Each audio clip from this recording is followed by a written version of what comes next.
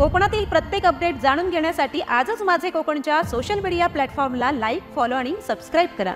रत्नागिरी जिल्ह्यातील मंडणगड तालुक्यामधून एक मोठी राजकीय घडामोड समोर आलेली आहे। गेली 30 वर्षे शिवसेनेच्या ताब्यामध्ये असलेल्या ग्रामपंचायतीवरती आता सत्तांतर झालेलं आहे। शिवसेना उद्धव बाळासाहेब ठाकरे गट आणि राष्ट्रवादी अजित पवार गटाच्या सदस्यांनी एकत्र येत उपसरपंच निवडून आणलेला आहे। या विजयामुळे स्थानिक पातळीवरती महाविकास आघाडीतील घटक पक्षांनी एकीचे बळ दाखवलेले आहे। या ग्रामपंचायतीत सध्या सरपंच पद रिक्त असून नवनिर्वाचित उपसरपंचच प्रभारी सरपंचांची जबाबदारी सांभाळणार आहेत। या महत्त्वपूर्ण सत्तांतरानंतर उमरोली पंचक्रोशीतील नागरिकांनी यापुढे राष्ट्रवादी काँग्रेस पार्टीच्या पाठीशी ठामपणे उभे राहण्याचा निर्णय जाहीर केलाय।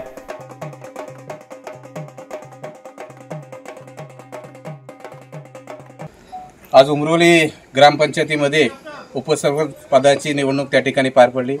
या ठिकाणी या ग्रामपंचायतीमध्ये राष्ट्रवादी काँग्रेस पक्षाचे एक सदस्य तसेच 2 सदस्य त्या ठिकाणी उद्धव बाळासाहेब ठाकरे पक्षाचे होते। त्या ठिकाणी आज उमेदवारी राष्ट्रवादी काँग्रेस पक्षाचे सदस्य त्या ठिकाणी हसरत खोपटकर हे या निवडणुकीला उपसरपंच पदासाठी उमेदवार म्हणून राहिले होते। त्यांनी आपला उमेदवारी अर्ज भरला होता आणि या ठिकाणी अगदी 2 वाजेपर्यंत या निवडणुकीचा एक वेगळा पद्धतीचा रोमांच बघायला मिळाला। एक राष्ट्रवादी काँग्रेस पक्षाचा, 2 उद्धव बाळासाहेब ठाकरे पक्षाचे आणि 5 सदस्य हे शिंदे गटाचे आहेत। आणि त्या ठिकाणी हे सगळं असताना खऱ्या अर्थाने ही उमेदवारी हे निवडणूक बिनविरोध होईल अशी सगळ्यांची आशा होती। परंतु एक सदस्य असताना सुद्धा राष्ट्रवादी काँग्रेस पक्षाने आपला उमेदवार या ठिकाणी उभा केला। उद्धव बाळासाहेब ठाकरे पक्षाच्या दोन्ही उमेदवारांनी त्या ठिकाणी आम्हाला साथ दिली आणि त्याच्यातला वेगळं महत्त्वाचं म्हणजे हसरत भाईचा या ठिकाणी चांगल्या पद्धतीचं काम, सगळ्यांसोबत चांगल्या पद्धतीचा त्यांचा व्यवहार, याच्यामुळे आणखी एका सदस्यांची या ठिकाणी मदत आम्हाला मिळाली।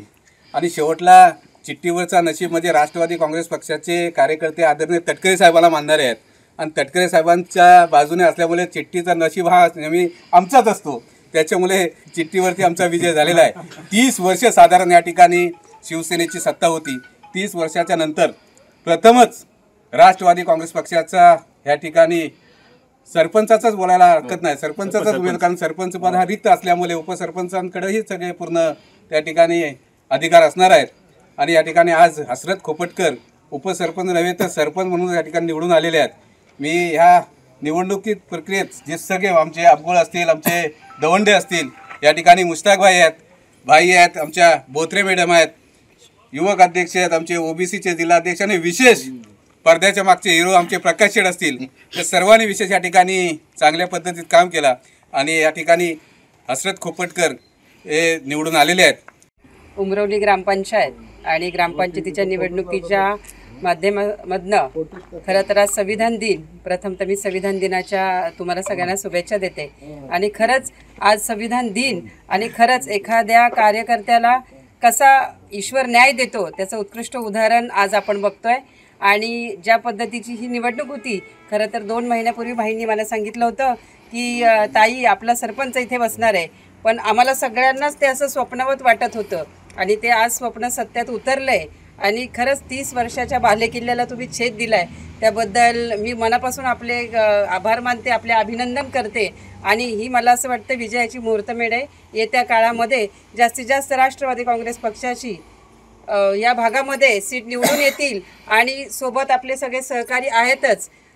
तर मी सगळ्यांना भाईंच्या वतीने पण शुभेच्छा देते आणि राष्ट्रवादी काँग्रेस पार्टी रत्नागिरी जिल्ह्याच्या अध्यक्ष म्हणून मी आज हसरत भाई आपल्याला शुभेच्छा देते।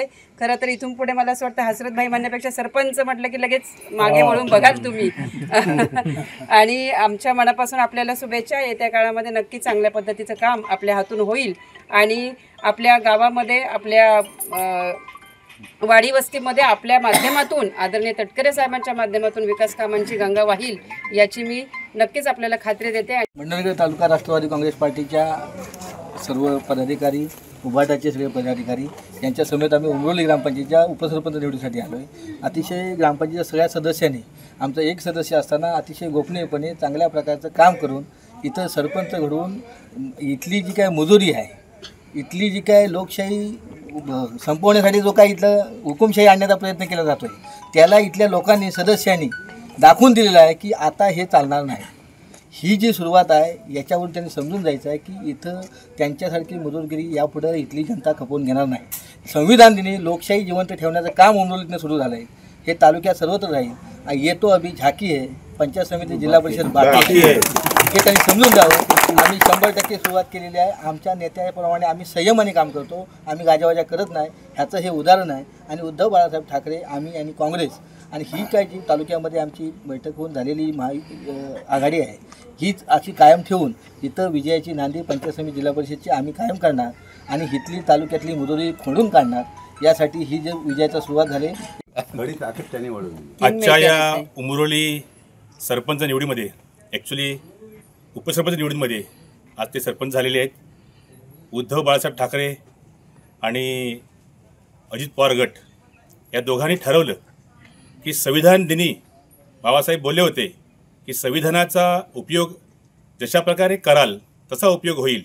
आज ते दाखवून दिलेलं आहे. आमचे वसंत अबगुल उपविभाग प्रमुख उभाटा, उद्धव बाळासाहेब ठाकरे शिवसेना, आणि ह्या विभागामध्ये गेल्या अनेक वर्षापासून शिंदे गटाने आपली मुजोरी ठेवली होती. परंतु संविधान दिनी संविधानाचा कशाप्रकारे वापर होतो, पैशापुढे संविधान किती मोठं आहे हे त्यांना दाखवून दिलेलं आहे. आमच्या सर्व सदस्यांनी एकरूप होऊन एक गट्टा होऊन जे होत नाही ते होऊन दाखवले.